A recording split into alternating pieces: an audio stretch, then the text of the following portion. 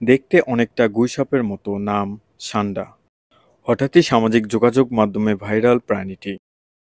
কেউ বানাচ্ছেন মিম, কেউ বা নানান ক্যাপশনে দিচ্ছেন পোস্ট, আবার কেউ কেউ ভিডিও বানিয়ে করছেন ট্রোল।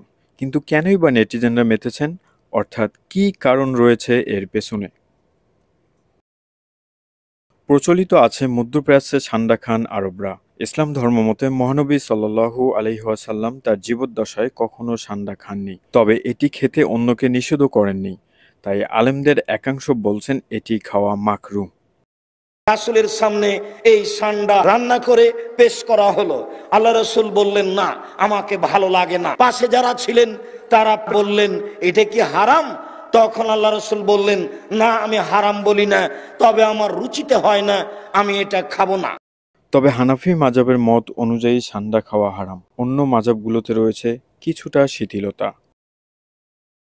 ভাইরাল এই প্রাণীটির ছবির পেছনে রয়েছে শ্রমজীবী মানুষের গল্প। মধ্যপ্রাচ্য জুড়ে কাজ করেন লাখ লাখ বাংলাদেশি প্রবাসীরা, যারা প্রতিনিয়তই করেন জীবনের সাথে যুদ্ধ।